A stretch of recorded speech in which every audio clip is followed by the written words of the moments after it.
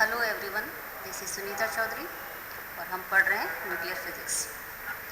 आज हम जिन दो टॉपिक की बात करेंगे वो है पैरिटी एंड आइसोस्पेड। ये दोनों किसी भी नाभिक के लिए बहुत ही इम्पोर्टेंट प्रॉपर्टी है। तो सबसे पहले बात करते हैं पैरिटी की, जिसका हिंदी में समता या युग्मिता भी अपने कहते हैं।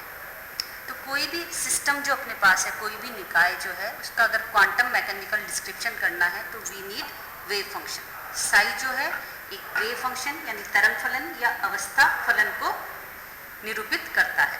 ठीक है, तो कोई भी जो निकाय है, जैसे परमाणु है उसमें इलेक्ट्रॉन है या नाभिक के अंदर न्यूक्लियस है, उनकी जो स्थायी अवस्था स्टेशनरी स्टेट, उसको डिस्क्राइब करने के लिए, उसका विवरण करने के लिए हमें एक तरंग फलन की आवश्यकता होती है, जिसको साई से निरूपित करते हैं। Psi is function of X Y Z. X Y Z क्या है? जो सिस्टम को डिस्क्राइब करने के लिए निर्देशांक अपने यूज करते हैं, कोऑर्डिनेट सिस्टम। यहाँ पर कार्टेशियन कोऑर्डिनेट सिस्टम है तो एक्स वाई जेड है। अगर अपने पोलर कोऑर्डिनेट सिस्टम यूज करेंगे तो आर थीटा फाई होंगे। ठीक है, अब यहाँ पर अपने क्या करते हैं, अगर स्पेस इन्वर्जन किया जाए, स्पेस इन्वर्जन का क्या मतलब होता है कि आप जो एक्स वाई जेड कोऑर्डिनेट हैं उनको इन्वर्स कर दें, minus X minus Y minus Z.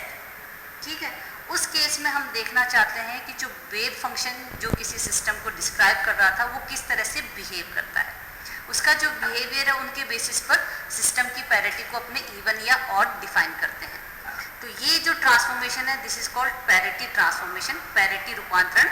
जब आप स्पेस कोऑर्डिनेट को इन्वर्ट कर देते हैं, ये 3 डायमेंशन है। अगर 2 डायमेंशन में बात करें तो जैसे मिरर इमेज लें, एक्स और वाई को माइनस एक्स माइनस वाई करें तो किस तरह से वो चेंज होता है। तो जो वेव फंक्शन है साई, अगर उसके कोऑर्डिनेट्स को इन्वर्ट करते हैं, minus X minus Y minus Z करें, लेकिन वह अपने ओरिजिनल वेव फंक्शन जैसा ही अगर रहता है, ठीक है ना, साई एक्स वाई जेड जैसा ही अगर वो रहता है तो इसको हम कहते हैं इवन पैरिटी स्टेट। ठीक है, अगर इन्वर्ट करने पर wave function with minus sign अपने पास आता है तो अपने कहते हैं उसको ऑड पैरिटी स्टेट। ये जो चीज है ये पैरिटी ट्रांसफॉर्मेशन है। ठीक है, तो हम क्या देखते हैं कि जिन तरंग फलन के लिए ये वाला रिलेशन होल्ड करता है वो इवन पैरिटी स्टेट, जिनके लिए ये वाला रिलेशन होल्ड करता है वो ऑड पैरिटी स्टेट वाले वेव फंक्शन कहलाते हैं। पैरिटी का जो ट्रांसफॉर्मेशन है उसमें अपने क्या कर रहे हैं, ओरिजिन के रेस्पेक्ट में रिफ्लेक्शन, मतलब मूल बिंदु के आर पार अपने परावर्तन कर रहे हैं। ये वाला जो ट्रांसफॉर्मेशन है ये एक डिस्क्रीट ट्रांसफॉर्मेशन है, कंटिन्यूस फॉर्म में नहीं हो सकता। इसमें 2 ट्रांसफॉर्मेशन आपको कंटिन्यूस करने पड़ते हैं, एक के बाद। पहला एक तल में परावर्तन, फिर उस तल के लंबवत एक्सिस के सापेक्ष जो एक्सिस है उसमें 180 का रोटेशन। ये दोनों ऑपरेशन एक साथ करने पर अपना जो राइट हैंडेड कोऑर्डिनेट सिस्टम है वो लेफ्ट हैंडेड में चेंज हो जाता है, या जो लेफ्ट हैंडेड कोऑर्डिनेट सिस्टम है वो राइट हैंडेड में चेंज हो जाता है। तो अंडर पैरिटी ट्रांसफॉर्मेशन ये चीजें अपनी होती हैं। यह एक डिस्क्रीट ट्रांसफॉर्मेशन है, विभक्त रूपांतरण है, मतलब कि किसी कंटिन्यूस तरीके से हम इस right to left hand transformation achieve नहीं कर सकते। ठीक है, नाउ जैसा हम जानते हैं क्वांटम मैकेनिक्स में जो भी ऑपरेशंस हैं उनके लिए अपने संकारक या ऑपरेटर को अज्यूम करते हैं। तो मान लीजिए कि पैरिटी के लिए जो संकारक है ऑपरेटर है इसको यूपी से अपने रिप्रेजेंट कर रहे हैं। ठीक है, तो रूपांतरण, पैरिटी रूपांतरण करने वाला संकारक क्या है, यूपी। ठीक है, अब हम देखते हैं कि अगर आपने एक बार पैरिटी ट्रांसफॉर्मेशन किया और वापस से पैरिटी ट्रांसफॉर्मेशन कर रहे हैं, मतलब अगर 2 बार ये ऑपरेशन कर रहे हैं तो अपने पास ओरिजिनल सिस्टम अपने फिर से अचीव कर लेते हैं, मतलब प्रारंभिक स्थिति प्राप्त कर लेते हैं। तो इससे यूपी की क्या प्रॉपर्टी अपने पास आएगी, यूपी स्क्वायर इक्वल्स टू 1। मतलब किसी वेव फंक्शन पर जब ऑपरेटर यूपी 2 बार ऑपरेट करेगा तो हम वापस से ओरिजिनल सिस्टम में, मतलब जो निकाय है या कण है उसकी प्रारंभिक स्थिति में वापस से आ जाएंगे। तो पहली प्रॉपर्टी क्या हो गई, यूपी स्क्वायर इक्वल्स टू 1। दूसरी प्रॉपर्टी है जो यूपी जो ऑपरेटर है, संकारक है, वो यूनिटरी ऑपरेटर है। यूनिटरी का मतलब होता है एक एक संकारक, that means UP dagger UP equals to 1। ठीक है, थर्ड इज जो पैरिटी ऑपरेटर है वो एक हर्मिशियन ऑपरेटर है, हर्मिटी संकारक है, ठीक है। तो दैट मीन्स यूपी डैगर जो है वो यूपी के बराबर है। तो किसी भी ऑपरेटर के लिए अगर उसका डैगर उसके बराबर होता है तो वो हर्मिशियन ऑपरेटर कहलाता है, और ऐसे ऑपरेटर के लिए आइगन जो वैल्यू है वो ऑब्जर्वेबल और रियल होती है, ठीक है। तो इसकी आइगन वैल्यू हमेशा वास्तविक होगी, और ये हम अभी कैलकुलेट करके देखेंगे कि इस ऑपरेटर के लिए आइगन वैल्यू कितनी आती है।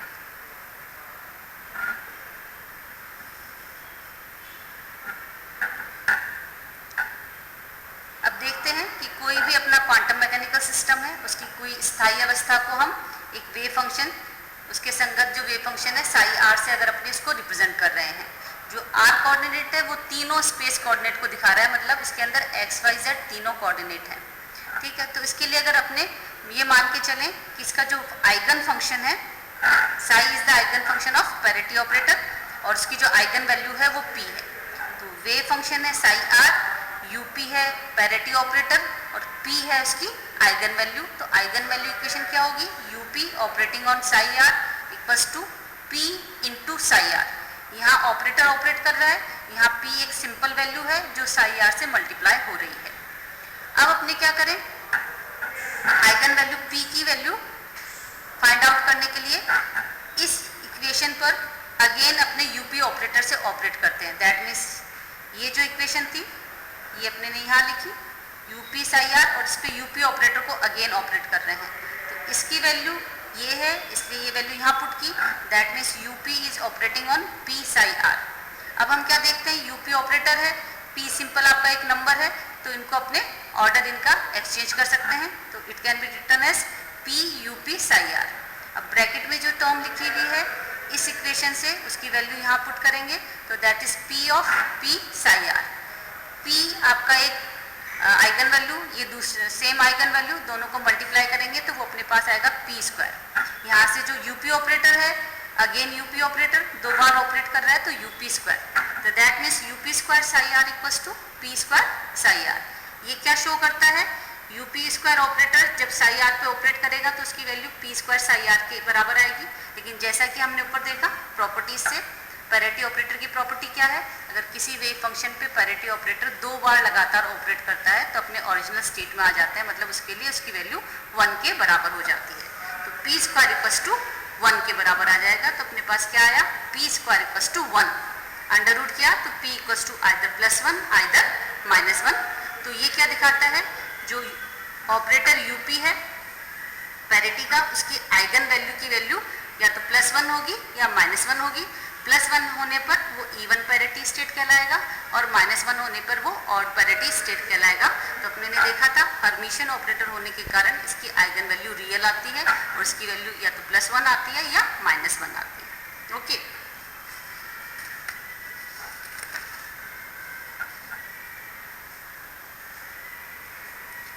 नाउ जो आइगन वैल्यू है पैरिटी ऑपरेटर की वो मल्टीप्लेटिव क्वांटम नंबर है, ठीक। ये बहुत इंपॉर्टेंट चीज़ है। क्या चीज़ है, पैरिटी के कंजर्वेशन से पैरिटी संरक्षित रहती है। क्या कहते हैं कि कोई भी क्वांटम मैकेनिकल सिस्टम है अगर उसका Hamiltonian remains invariant under parity transformation then parity is conserved. इसका कहने का क्या मतलब है कि जो कोई भी क्वांटम निकाय अपने पास है उसका अगर हैमिल्टोनियन पैरिटी रूपांतरण करने पर परिवर्तित नहीं होता है, चेंज नहीं आता है उसमें, तो हम कहते हैं उसकी पैरिटी संरक्षित रहती है। तो जो सबसे इम्पॉर्टेंट चीज़ यहाँ पे देखने को मिल रहा है कि जो इलेक्ट्रोमैग्नेटिक इंट्रैक्शंस होते हैं और जो स्ट्रॉन्ग न्यूक्लियर इंट्रैक्शन है, नाभिकीय विक्रियाएं हों या विद्युत चुंबकीय विक्रियाएं हों, उनमें पैरिटी हमेशा कंजर्व रहती है और उनके लिए पैरिटी एक good quantum number, important quantum number है सिस्टम को डिस्क्राइब करने के लिए, ठीक। तो पैरिटी अब अपने फाइंड आउट करते हैं पैरिटी ऑफ न्यूक्लियस स्टेट। कोई भी आप न्यूक्लियस के अंदर किसी स्टेट के अंदर है तो उसकी पैरिटी क्या होगी, नाभिकीय अवस्थाओं की पैरिटी अगर निकालना है तो उसकी कैलकुलेशन किस तरीके से अपने करेंगे, क्योंकि अपने ने देखा कि जो पैरिटी है वो गुड क्वांटम नंबर है, महत्वपूर्ण संख्या है और उसके बारे में जानकारी होना आवश्यक है। Parity is conserved in nuclear interaction. तो किसी भी न्यूक्लियस के अंदर हम देखें देयर एग्जिस्ट +1 और -1 parity quantum number for any nuclear state. Nucleus के अंदर अपने किसी भी स्टेट के लिए देखें तो उसका जो क्वांटम नंबर है वो आइदर +1 होगा या -1 होगा, जो अभी अपने ने कैलकुलेट किया था। इंपॉर्टेंट बात क्या है कि नाभिक के अंदर जो रहने वाले न्यूक्लियॉन्स है, जो हमारे पास प्रोटॉन और न्यूट्रॉन थे, उनकी जो पैरिटी है वो किस पे डिपेंड कर रही है? उनकी ऑर्बिटल मोशन पर। नाभिक में न्यूक्लियॉन्स की परिणामी पैरिटी, रिजल्टेंट पैरिटी जो है फाइनल, वो किस पे डिपेंड करेगी? Depend on the orbital motion of nucleons. Nucleon की कक्षीय गति पर निर्भर करती है। और p का मान किसके बराबर होता है? -1⁴l। ये स्मॉल l क्या है? Orbital angular momentum quantum number, ठीक है। और अपने को पता है जो SPDF स्टेट होती हैं उनके लिए l की वैल्यू 0, 1, 2, 3 से ऑन होती है, तो वो वैल्यू पुट करके अपने कॉरस्पॉन्डिंग स्टेट के लिए पैरिटी निकाल सकते हैं। तो ये एक न्यूक्लियॉन के लिए है। तो अगर आपके पास 4-5 जितने भी न्यूक्लियॉन है, कुल न्यूक्लियॉन के लिए जो पैरिटी होगी, हमने देखा ये मल्टीप्लिकेटिव क्वांटम नंबर है, तो फाइनल जो पैरिटी है P is product of P1, P2, P3 so on. तो जब उसकी value -1⁴L1 into -1⁴L2 so on रखेंगे तो जो पावर है वो एडअप हो जाएंगे। तो इसकी वैल्यू कितनी हो जाएगी? -1⁴L1 + L2 + L3 so on. अब हम बात करें न्यूक्लियॉन्स में, जो कि ऑड ए वाले न्यूक्लियॉन है, जहाँ पर कोई एक न्यूक्लियॉन अयुग्मित अनपेयर्ड रह जाता है। जैसा हमने पहले भी देखा था न्यूक्लियर स्पिन वाला टॉपिक पढ़ते हुए कि un nucleon pair decide the property of nucleus, ठीक है। तो जो अनन्यूक्लियॉन पेयर, चाहे वो प्रोटॉन हो चाहे न्यूट्रॉन हो या दोनों हो, वो कौन सी स्टेट में है, उस हिसाब से कंप्लीट पूरे नाभिक की पैरिटी डिसाइड होगी। S state, D state, G state के लिए पैरिटी +1 होगी, क्योंकि यहाँ पर L की वैल्यू 0, 2, 4 होती है। P state, F state, H state की पैरिटी -1 होगी, क्योंकि यहाँ पर L की वैल्यू 1, 3, 5 मतलब ऑड नंबर होती है, ठीक है। नाउ एग्जाम्पल देखें हम कि कोई भी नाभिक मूल अवस्था में दे रखा है और उसमें जो अनपेयर्ड न्यूक्लियॉन है वो कौन सी स्टेट में, अगर वो मेंशन कर रखी है तो उसके बेसिस पर we can find out what is the parity of nuclei. Example 1, nitrogen का न्यूक्लियाई है नाइट्रोजन 7, 15 और इसकी अनपेयर्ड न्यूक्लियॉन की स्टेट दे रखी है 1p½ यहाँ 7 प्रोटॉन है, 8 न्यूट्रॉन है, न्यूट्रॉन पेयर्ड अप हो गए। 7th जो प्रोटॉन है अनपेयर्ड है वो 1p½ स्टेट में है, ठीक है। तो यहाँ से हम इसकी पैरिटी फाइंड आउट कर सकते हैं। P state that means L = 1, L = 1 put किया तो जो पैरिटी है -1⁴L मतलब -1 ऑड पैरिटी स्टेट होगा।